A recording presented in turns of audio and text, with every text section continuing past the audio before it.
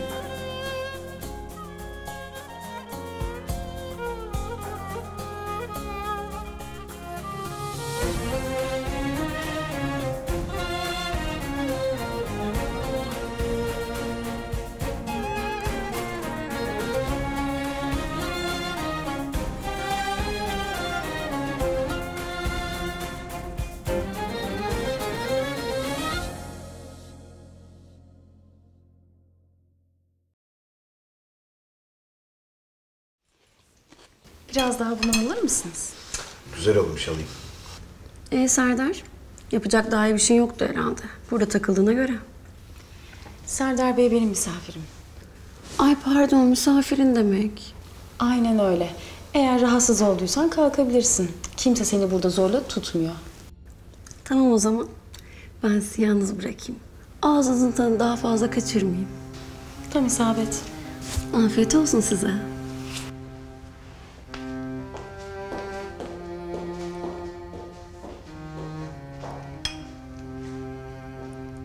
Hadi bakalım. Bir tane daha geliyor.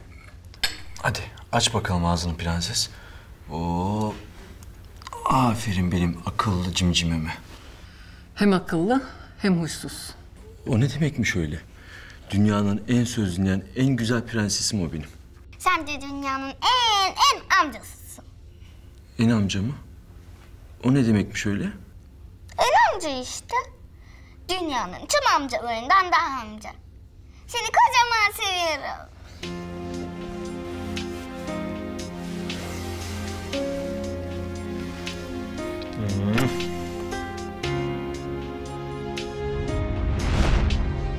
Günaydın doğum amcası.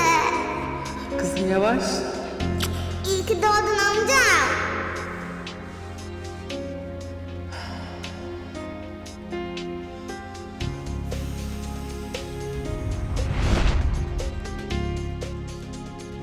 Amca, bitti. Bütün ödevlerini yaptın mı? Evet, gel de bak.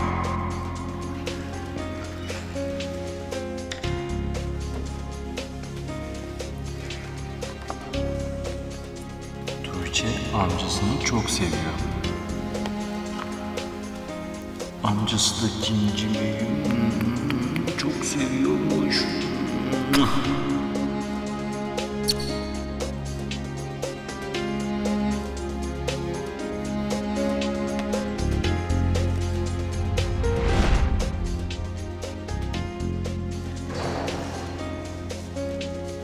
Geliyor, hadi saklan. Yatağın üstüne, hadi saklan.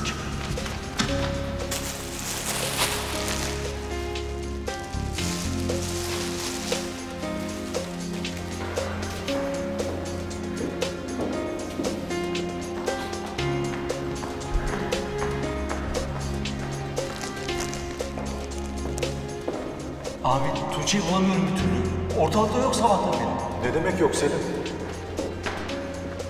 Tuğçe! Tuğçe! Sürpriz!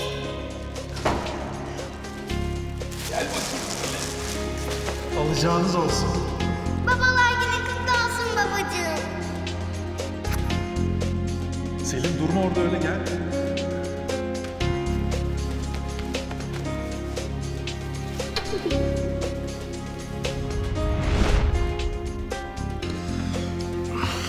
Hadi bakalım.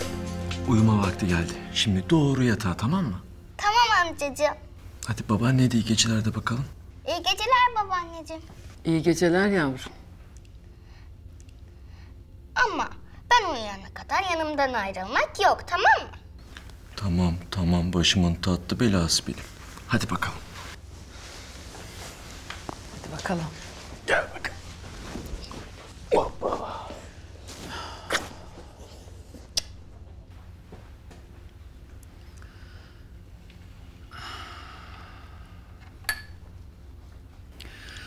Ah oğlum ah. Baba olmak sana ne kadar yakışırdı. Keşke o bebek senin olsaydı. Keşke. Amca, Efendim? bana masal anlatır mısın? Tabii. Sen istersin de ben anlatmaz mıyım prenses? Yaşasın. Özel bir siparişiniz var mı prenses? Değişik bir şey olsun. Ben sana küçük karabalığı anlatmış mıydım? Küçük karabalık mı? Hı. Hayır, anlatmamıştın. Tamam o zaman onu anlatayım. Bir varmış, bir yokmuş. Bir zamanlar bir derede yaşayan küçük bir karabalık varmış. Çok mu küçükmüş? Minnacık bir balıkmış. Peki bu balığın yaşadığı dere onun evi miymiş? Evet Tuğçe'cim, onun böyle yosunlardan bir evi varmış. Geceleri uykusu geldiğinde o yosunların arasına girip uyurmuş. Ay, yosun mu? Ne oldu? Ben asla yosunlarda uyuyamam da. Neden? Yoksa balık olmadığın için mi acaba? Ya hadi devam et. Tamam. Sonra bu küçük karabalık bir zaman sonra bu dereden sıkılmış. Bir zaman sonra mı? Evet. Yani bir saat sonra mı? Hayır Tuğçe'cim, öyle değil, yani bir süre geçtikten sonra. Ya o zaman öyle desene. Öbür türlü yanlış anlıyoruz. Tamam hanımefendi. Sen nasıl istersen. Sonra ne demiştim ben en son, unuttum. Ya amca sen yaşlanıyor musun yoksa? O ne demek öyle? Yaşlılar unutur ya, o yüzden dedim. Vay. Demek öyle ha? Sen amcaya yanlış dersin. Tamam demedim. Tamam, lafımı geri aldım. Bir daha amcaya yaşlı demek yok o zaman, anlaştık mı? Tamam, hadi devam et masala. Küçük karabalık dereden sıkılmıştı. Evet. Sonra bu küçük karabalık dereden sıkılmış. Denizleri, okyanusları, masallarda dinlediği suları görmeye heves etmiş. Sonra bir gün bu küçük karabalık gece gün ağarmadan önce çıkmış annesinin karşısına. Uyan anne demiş, konuşmamız lazım demiş. Annesi gece gece ne konuşacağız dese de küçük karabalık inatçı olduğundan çıkmış karşısına, illa da konuşacağız. Ondan sonra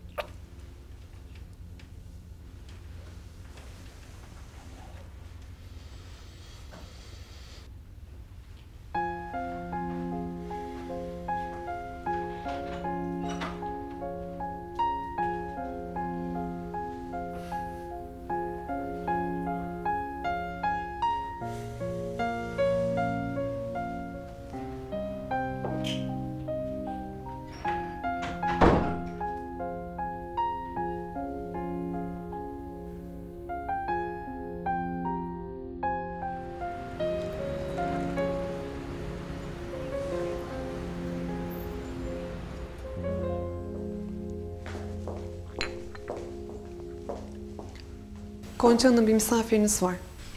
Kimmiş? Bir hanım. Tamam Suzan, sen işine bak.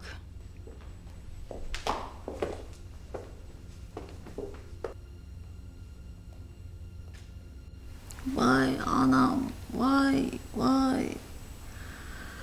Burası da evse bizimki kümesim nedir?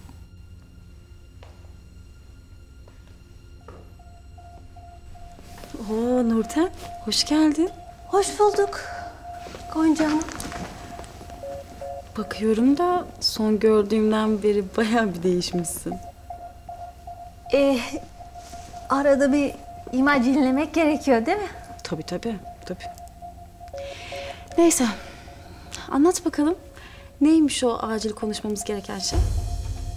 Yani ikimizin ortak noktası neyse konuşacak bir şeylerimiz de oluyor malum.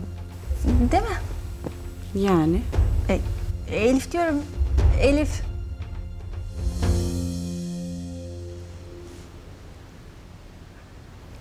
Tebrik ederim. Dün Gonca'yı resmen büyüledin. Arzu, abartma. Abartmıyorum. Babamın sana onun öfkesini bilmesine rağmen seni yemeğe çağırması çok büyük bir cesaret. Altı üstü bir yemekti sadece. Hem Gonca da zannettiğin kadar aptal bir kadın değil. Aptal olmayabilir. Sana aşık olması yeterli canım. Ya sen benden resmen Nejdet Karapınar'ın karısını ayartmamı istiyorsun ya. Yani zaten yazılmış olan ölüm fermanım işleme konusunu, öyle mi? Serdar sakin ol. Babam hapiste. Hem bu sayede babamdan bir adım daha uzaklaşmış oldum. Fena mı? Arzu. Sakin ol. Kızımızı düşün. Geleceğimizi düşün. Ve yapmadığını iddia ettiğin şeyi yapmaya devam et.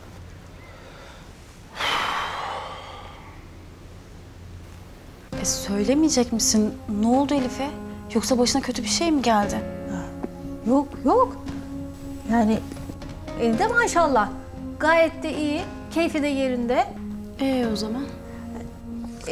Gonca Hanım, yani siz bizim elimizde $1.000.000 bebeği tutuşturup alımını saklayın, pamuklara sarıp sarmalayın dediniz. Biz de dediğinizi yaptık. Ama yani karşılığında... Ne yani? Konu para mı? Vallahi dünya öyle dönüyor. Gerçi siz benden daha iyi biliyorsunuzdur ama... Nereye varmaya çalışıyorsun sen? Yani siz bize ilk taksidi verdiniz. Biz onu kapora sayalım. Gerçek ödememize geçelim diyorum ha. Söyle bakalım. Ne kadar istiyorsun? 50.000. Tamam. Bir dakika bekle, muhasebeyi arayayım.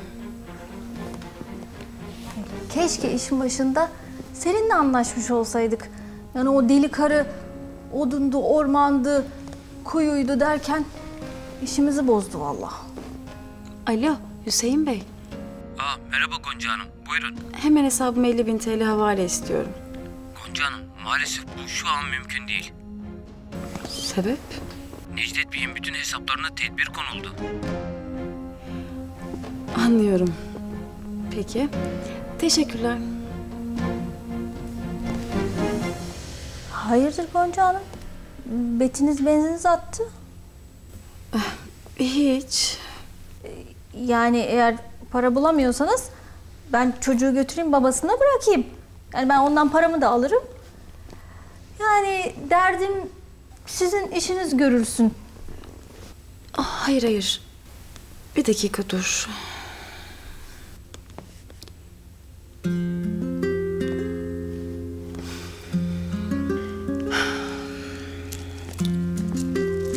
Al bunu.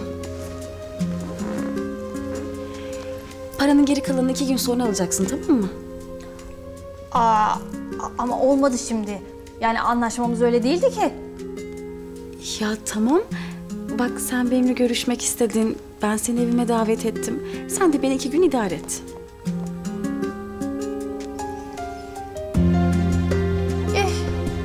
Peki madem.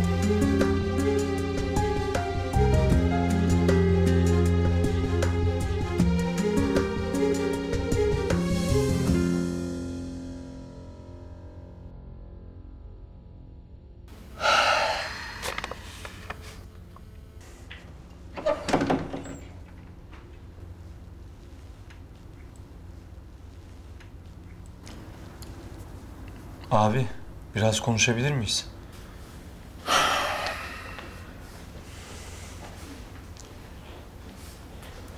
Yine aynı şeyleri söyleyeceksen buna hiç gerek yok. Ne senin canı sıkılsın ne de benim Selim. Hayır abi, hayır. Tam tersine. Bu ne abi? Test. DNA testi. Takma kafana testi falan abi. Dün sana fazla tepki verdim. Şok olmuştum. Sonra düşündüm de bizi Tuğçe'ye bağlayan şey DNA test sonucu değil. Kan bağından çok daha kuvvetli bir şey. Ondan nasıl vazgeçebiliriz ki? Bunu yapamam ki. Şu sonuç ona olan sevgimi inan şu kadarcık değiştirmiyor.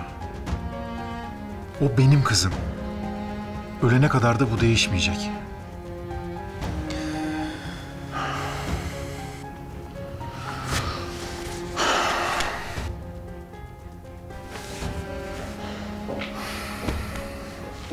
Siz de Zeynep'le bir an önce barışırsınız da çocuğunuzu birlikte sağlıkla büyütürsünüz. İnşallah abi. İnşallah. Kenan, Selim. Ne bebeği oğlum? Hem de olan onca şeyden sonra. O kızın sözü hala nasıl geçiyor bu evde?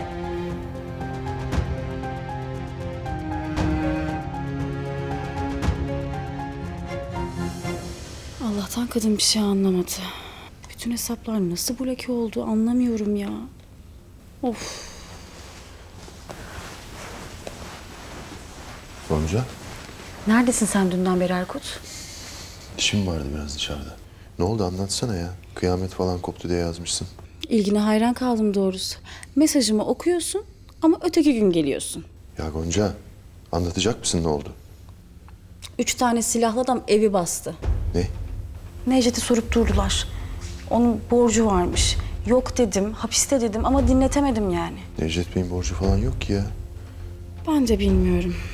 Ya kafama silah dayadılar. Neredeyse öldüreceklerdi beni ya. Silah mı dayadılar? Evet, zor kurtuldum ellerinden.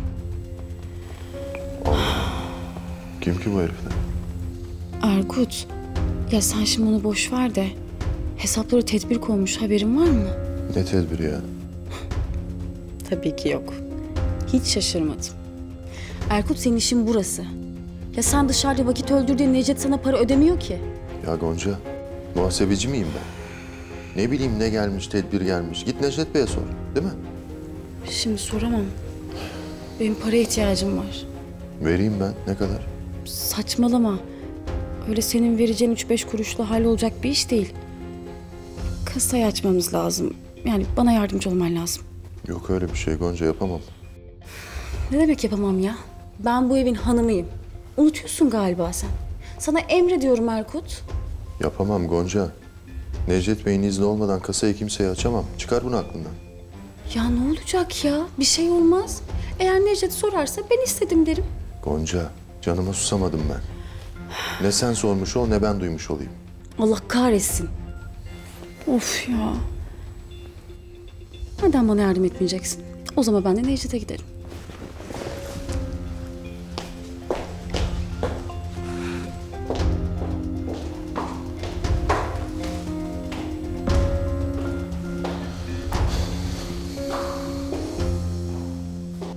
Duyduklarım doğru mu Selim?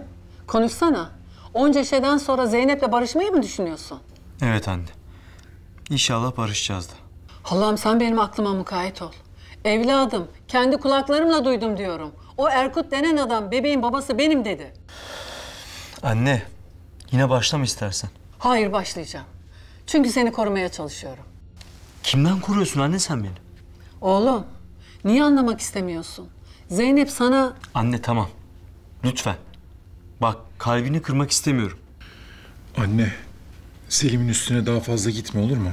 Kenan, sen de onları dışarıda gördün oğlum. Bir şey söylesene. Tamam anne, uzatmayalım. Oğlum, bak ben senin annenim. Senin iyiliğinden başka bir şey düşünmüyorum oğlum. Yalvarıyorum, artık bu sevdadan vazgeç. Görmüyor musun o kızın seni ne hale soktuğunu? Anne, bir kez daha söylüyorum. Zeynep ne yaptıysa benim için yaptı. Kız kendini, evliliğimizi bile benim için feda etti ya. Sen hala kimi suçluyorsun? Hiçbirine inanmıyorum. Suçlu insan suçunu kabul eder mi? Oğlum, seni kandırıyorlar. Peki anne, sen inanmamaya devam et. O Erkut denen yalancı herifin sözüne itibar et sen. Beni yalancı şahitliğiyle içeri attıran adama sen inan. Anne, üstüne gitme dedim sana. Gitme.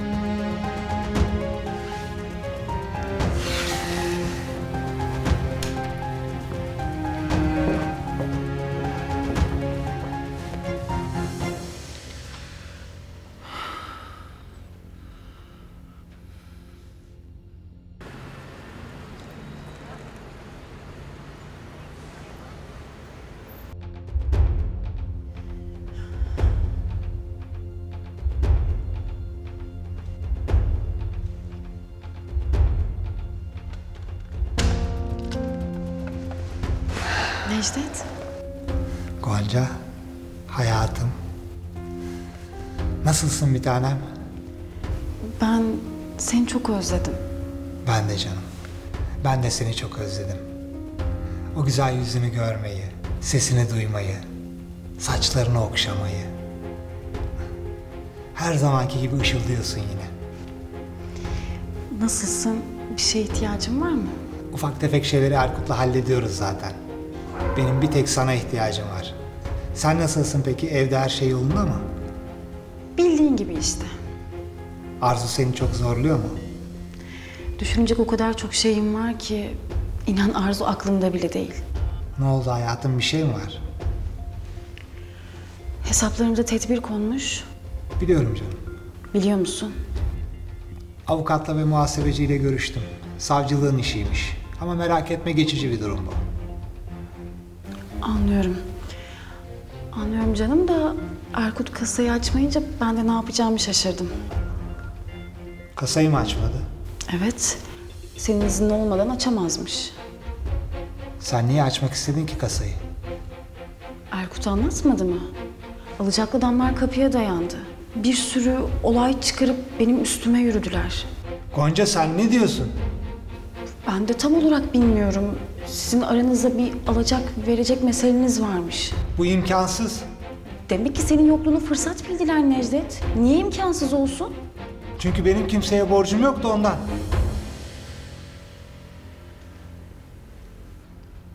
Üstüne gitmeyeyim de hata yapmaya devam etsin yani, öyle mi?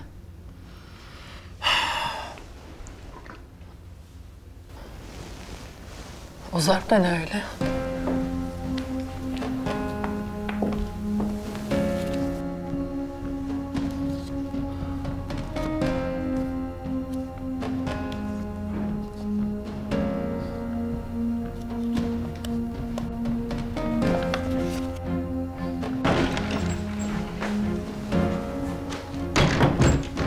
Anne o ne? Ben de bakıyordum şimdi oğlum. Sen mi düşürdün yoksa? Eyvah. DNA testi. Cebimden düşmüş. Ha, ben de onu arıyordum. Önemli bir şey mi? İşle ilgili bir evrak anne.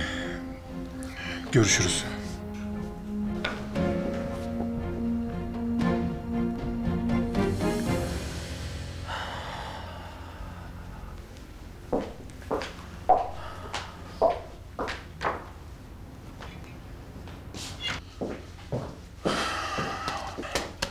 Az kalsın görüyordu. Selim'in başına gelenlerden sonra bu gerçekle yüzleşmeye hiç ama hiç hazır değil. O kadar olaydan sonra bir de bunu kaldıramaz. Bu zarfı hemen yok etmem lazım.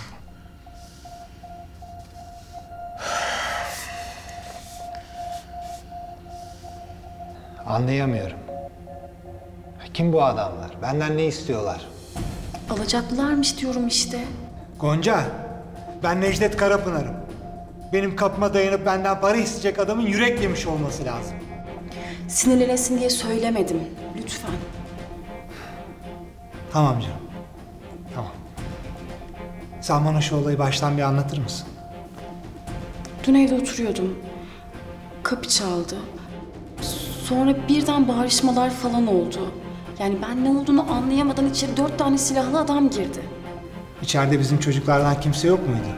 Hayır. Sadece Suzan'la ben vardık. Seni sorup durdular. Onlara borcum varmış. Almadan gitmeyeceğiz dediler. Erkut neredeydi? O da mı yoktu? Yoktu diyorum Nejdet. Yoktu işte. Ya kafamı silahla dayadıklarında ben ne kadar korktum biliyor musun sen? Tamam. Tamam, sakin ol. Sonra nasıl gittiler evden? Adamları bir şekilde param olmadığını ikna ettim. Sonra da Kadirler geldi zaten. Nejdet, senin yokluğun bu kadar zorken bir de bunlarla uğraşmak beni gerçekten çok yıprattı ama. Ya gitmeselerdi? Ne olacaktı peki? Tamam canım. Tamam, geçti. Merak etme, bir daha böyle bir şey olmayacak. Hadi sen şimdi eve git. Bana da Erkut'u gönder. Ya yine gelirlerse? Ha? Merak etme, Erkut'tan güvenlik tedbirlerini arttırmasını isteyeceğim. Ben seni hiç korumasız bırakır mıyım? Bir de şu kasa işi diyorum. Yani para... Tamam Gonca. Şimdi eve dön ve bana Erkut'u gönder.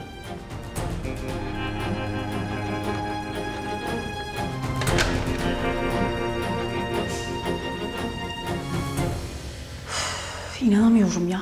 Ben ona kasa diyorum, o bana Erkut'u gönder diyor. Ya ben dururken Erkut da kim oluyor ya? Gonca Karapınar'ım ben. Onun soy ismini taşıyorum. Nasıl olur da bana kasayı aç demez ya?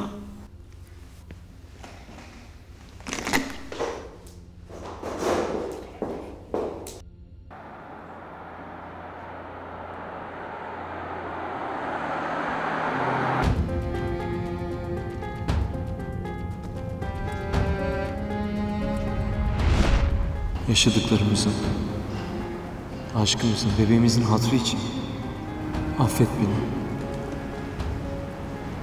Ben seni affetsem de kızınız affetmez. Çünkü sen sadece bana değil, ona da inandın. Kızımız mı?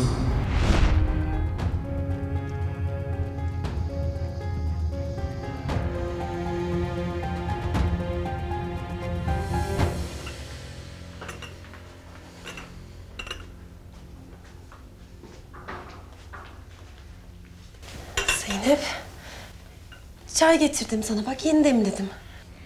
Sağ ol abla ama canım istemiyor. Olmaz ama. Bak benim hatırım için ha. Hem seninkine limon da damlattım. Peki.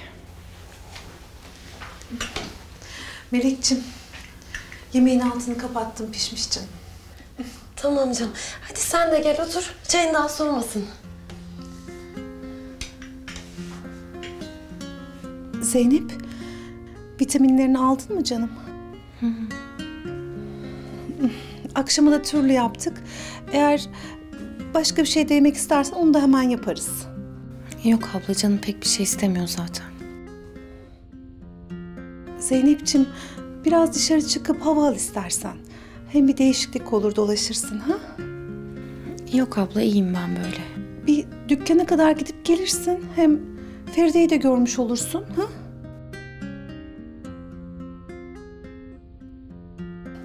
Ay tamam kızım ya, eve kapattın böyle kendini. Hem biraz moral olur. İyi. Peki madem gideyim, Feride'yi göreyim, sonra da dönerim.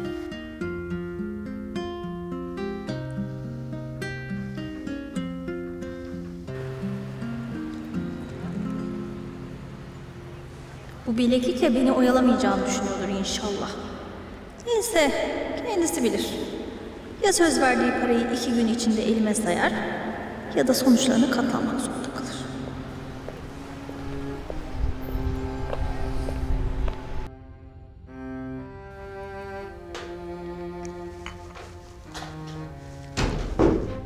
Geldin mi? Gelmek için senden izin mi alacağım? Ne oluyor ya? Ne bu sinir? Neler çeviriyorsun sen? Sürekli birilerinin gelip bana bunu sormasından çok sıkıldım artık. Ben de çok merak ediyorum. Ne çeviriyorum acaba? İşte onu sen söyleyeceksin. Erkut, çıkar ağzındaki baklayı. Dün eve alacaklılar gelmiş. Aa, şaka yapıyorsun. Senin parmağın yok bunda, öyle mi? Deli misin sen ya? Benim de şimdi haberim oldu. Ne zaman olmuş? Söyle peki o zaman. Niye eve gelmemi istemedin dün? Evet Arzu, sana soruyorum. Yalnız kalmak istemiş olamaz mıyım? Bu cevap hiç yakıştı mı senin zekana? Neyin peşindesin Arzu? Bir planım var. Eğer sen de bana ortak olursan ikimiz de bu işten çok kârlı çıkabiliriz. Ne planıymış o? İyi dinle beni şimdi. Gonca'yı korkutmak için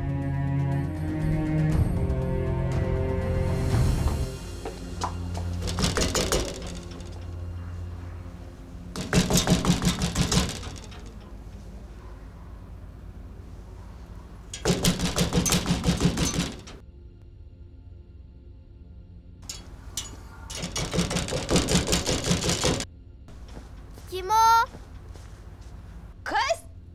Benim, açsana şu kapıyı.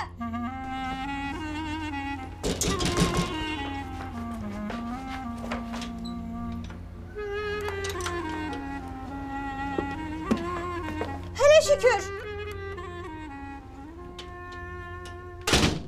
Kız benim diyorum sana. Niye açmıyorsun kapıyı? Dondum dışarıda. Demin bir adam geldi. O sandım yine. Adam mı? Ne adamı? Ev sahibi. Ne? Ev sahibi mi? Bir kere daha gelmişti, görmüştüm. Çok sinirliydi. Söyle olmasına paramı versin dedi. Kız ben sana kimseye kapıyı açmayacaksın demiyor muyum ha? Sen anlamıyor musun Allah'ın belası? Muhsin amca tanıyor. Ev sahibi diye. Bir daha açmam. Bir daha açmazmışmış ya. Sen benim söylediklerimi bir kere de anlamıyor musun ha? Sen kıt akıllı mısın? Anlıyor mu senin kafan? Nurten teyze. Nurten teyze. Gir kız içeri.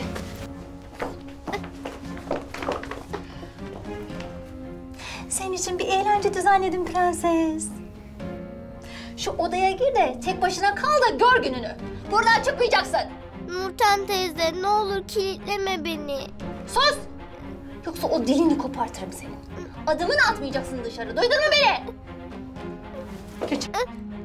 Nurten teyze. Seninle mi uğraşacağım be? Geç.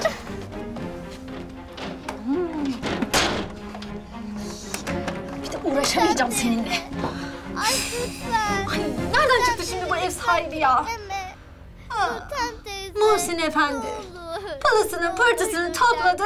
Keyfine bakıyor. Kebap.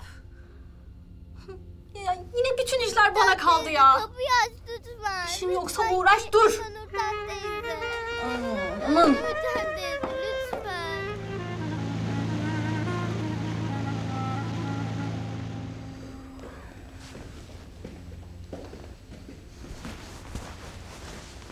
Gonca, neredesin sen 2 saattir Erkut? işim vardı, sürdü biraz. Zaten sana ne zaman ihtiyacım olsa ortalıktan kayboluyorsun. Ne yaptın? Görüşebildin mi Nejdet Bey'le? Görüştüm. Ne oldu? Sordun mu kasa meselesini? Sordum. Seni çağırdı. Beni mi çağırdı? Evet. Artık ne diyecekse.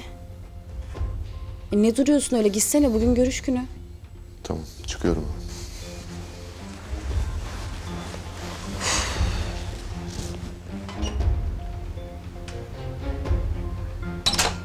Söylediklerimi unutma, olur mu?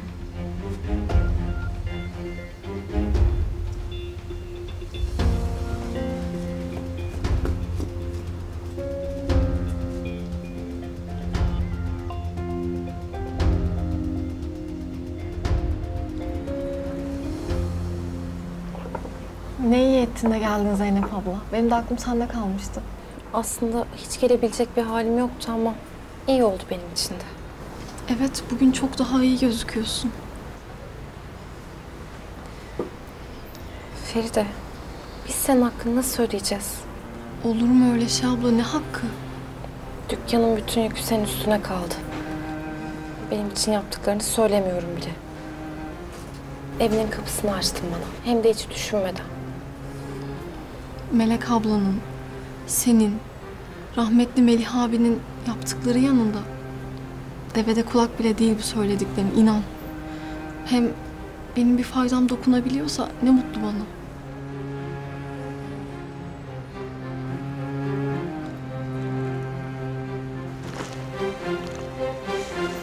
Kızımızın ilk hediyesi. Geceleri bu müzikli lambanın altında kızımıza Zeynep'imle beraber masallar anlatabilmek için elimden gelen her şeyi yapacağım. Bu lamba sadece kızımızın değil, tüm hayatımızı aydınlatsın Zeynep'im.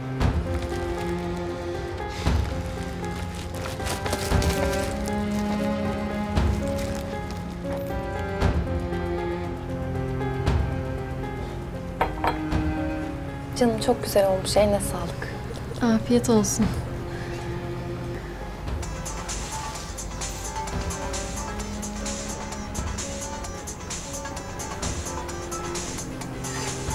Açsana Feride. Müsaadenle ablacığım. Tabii.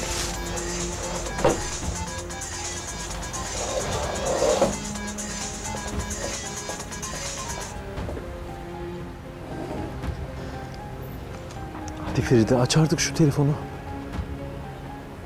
Efendim? Bir an hiç açmayacaksın sandım. Ne oldu Selim abi? Ya benim Zeynep'i görmem lazım. Sen nerede olduğunu biliyorsundur diye aradım. Ben bilmiyorum. Feride, lütfen biliyorsan söyle. Selim abi, yani ben... Bak, belli ki biliyorsun. Lütfen söyle yerini.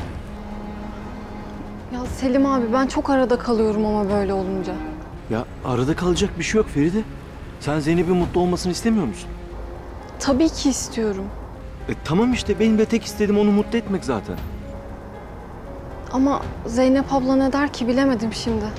Ya tamam ben senin söylediğini söylemeyeceğim, söz. Hadi bak, ona sürprizim var benim. Feride, yardım etmen lazım bana. Tamam, peki. Zeynep abla burada, benim yanımda. Lokantada. Tamam. Peki moralin nasıl? İyi işte. Yani ne kadar iyi olabilirse tabii. Tamam ben hemen geliyorum. Sen belli etmemeye çalış, tamam mı? Olur.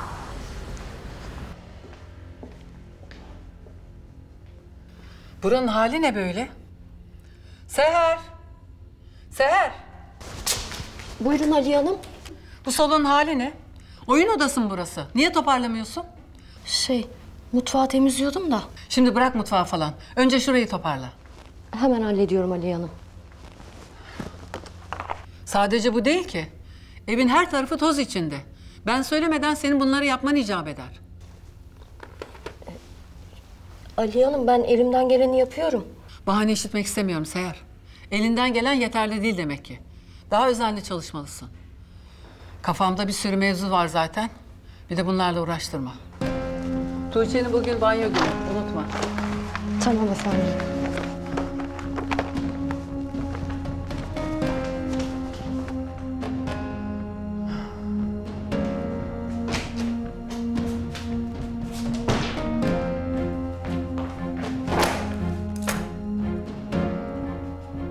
Yeter ya. Banyosunu da kendi yapsın canım. Eşek kadar kız. Bıktım ya. Zaten yıktılar hangar gibi çiftliği üstüme. Her şeye ben nasıl yetişeyim ya? Onu topla, bunu pişir. Hizmetçiyiz diye de 10 tane kolumuz yok ki kardeşim. Yeter be.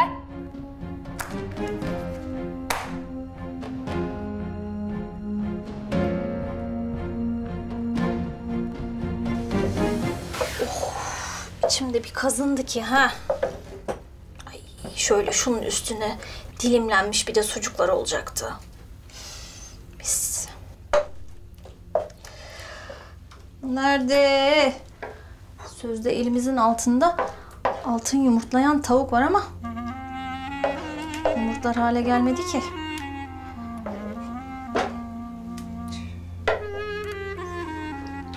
Şu yediğimiz yemeği.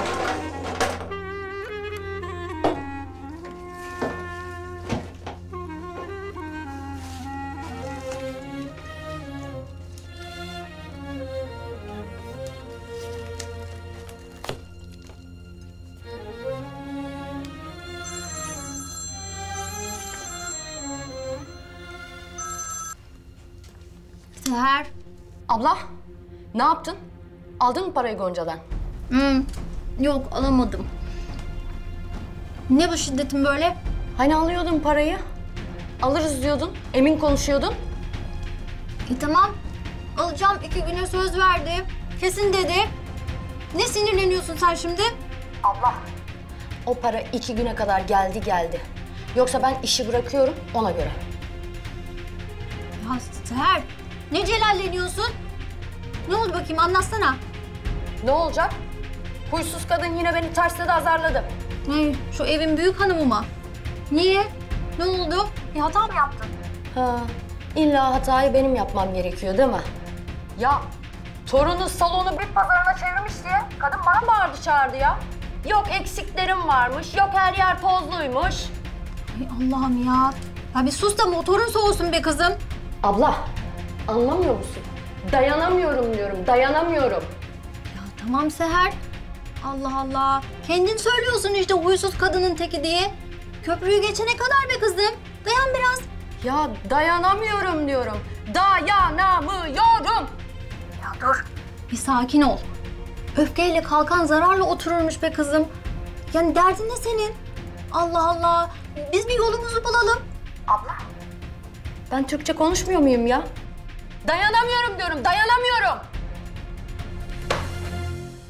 Ah zaman vurur geçer yüzüme, acısı kalır gözlerimde. Gurur yakar, içim kor olsa da dilim susar sözlerimle.